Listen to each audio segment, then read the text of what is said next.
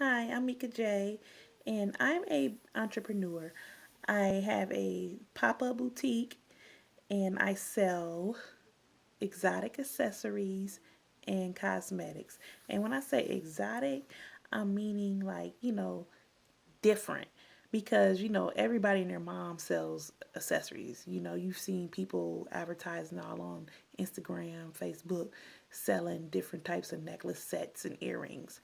And the reason why I call mine exotic is because it's like one of a kind. And like if you watch like a lot of reality TV, like a lot of accessories that they wear, I pretty much sell those same accessories. Now they're not getting them from me, but I can get the same ones or something very similar. And I do vendor events.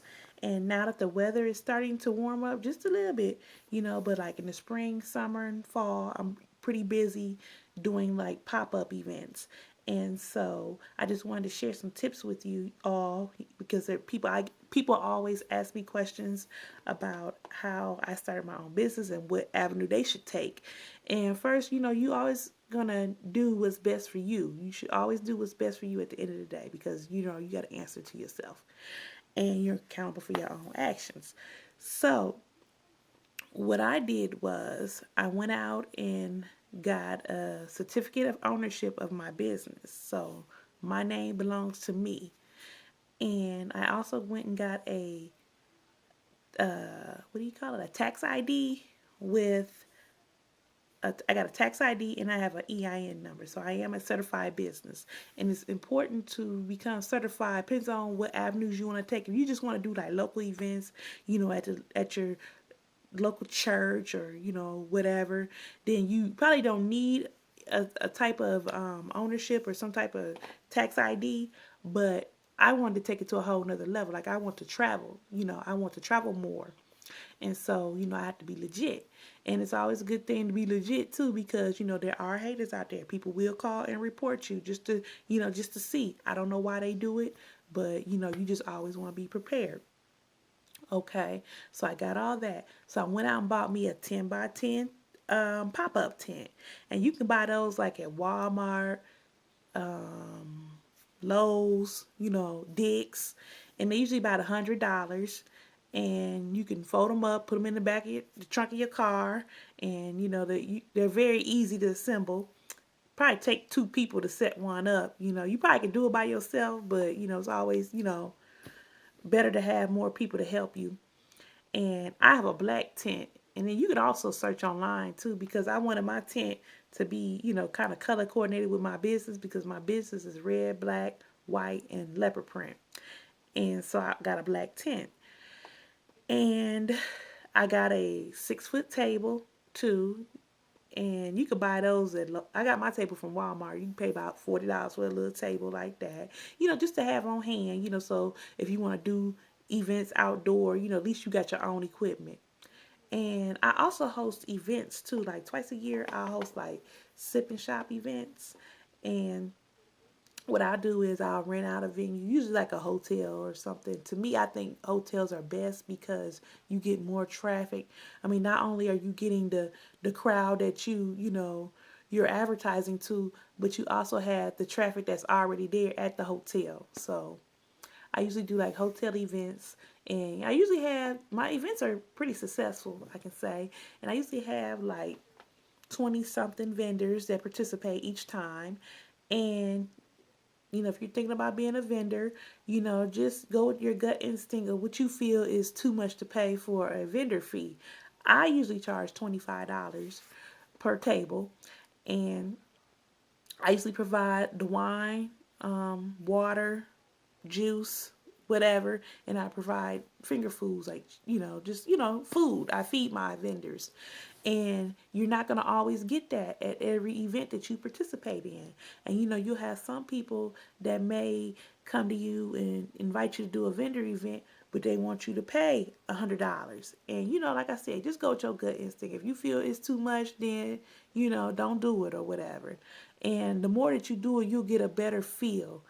And it depends on the venue too. Now, if somebody's asking you just to set up in some little community center, and they just trying to charge you, $100. Most likely that is too much, and so you got to be careful about that too, because a lot of times people host events, and the venue will charge the event planner an arm and a leg. I don't know what they charge, but they'll charge them a certain fee, and then they'll try to get the vendors, and then they feel like if the vendor people pay $100, that's pretty much paying for their event.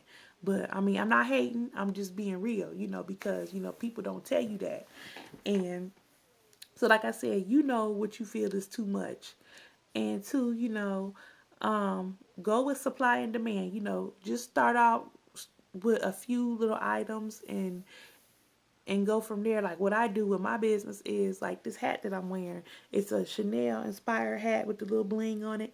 I sell these hats for $10. And when I first got these hats, I only had like 3. And I didn't want to get a whole bunch because I didn't want everybody with the same thing. My motto is providing service to the fashion forward individual that dares to be different. And how different are you if everybody and their mama got these same hats? And so I started out with 3. And then, people kept inquiring about them, so I got maybe 6 more. So then I got the 6 more. Sold out of 6 more. I said, well, you know what? I'll do another 6 more. And I did 6 more. So I had a total of like 15 hats out there. And they sold just like that. And this was last summer when the trend, when I first got these hats. But then people snatched these hats up really fast, and I'm not sure if I'm gonna get any more hats because, like I said, I don't want everybody with the same thing. I don't want you to be able to say, "Oh, that hat came from old girl. You bought that hat from old girl, or whatever." No, that's not what I want to. That's what I'm not about. I want to be everybody to be different. So, what else did I want to say? Oh, and so when you do vendor events, get you a Square reader or some type of credit card reader, because a lot of people don't carry cash. You don't want to miss that opportunity to make money because you're not prepared, because you don't have a credit card reader. Get you one. You can get a Square reader like at Walgreens for like $10 or something. Probably even cheaper than that now. And set you up a PayPal account too. That's a quick way to make transactions, especially if you plan on shipping your items and stuff too, because a lot of people will want to support you from out of town. And then if you want to advertise like on social media, it's always a good idea to hashtag everything. After you put your items out there to promote, hashtag it, because people pick up on them hashtags. You might get somebody inquiring about some merchandise. They live in South Carolina, you live in Illinois. You just never know. So always hashtag. That's a good idea. And create you a separate page from your personal Facebook page. Get you some type of boutique page or food page or whatever type of business you may have. And then do the same thing on Instagram, because a lot of people on Instagram not even on Facebook. And then now they got I'm not really sure how Snapchat works, but you know what I'm saying. All the social media sites. That's a good way. Hashtag your products. And back to the vendor event. When you do an event,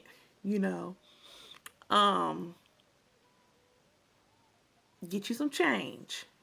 Get you about, usually when you have an event coming up, in advance when your event is coming up. So try to get you at least $100 on breakdown. Get count out 51s. Get you some 5s and 10s and mix in there. That way you could make change, because you don't want to miss out on the opportunity to make money because you're not prepared to be able to give change. And I know, like when I do vendor events, I keep change on me. And when you do events, the event planner, don't rely on them or the other vendors to be able to give you change, because that's not gonna happen. Because I know I get irritated when other vendors come to me, want me to give them my change, and then if I give you all my change, then I ain't got no change, and I can miss the opportunity to make money. So always come prepared for that with your money. Like I said, have your credit card reader too. And what else? Keep track of your inventory, because a lot of times you do events, it could be like a large venue and people will steal. So, just keep track of your inventory. And in most cases, the places that, that's hosting the event planner or the venue, they're not going to be responsible for theft or damage or something. So just stay on top of your inventory. Let's see what else I can share as far as being a vendor.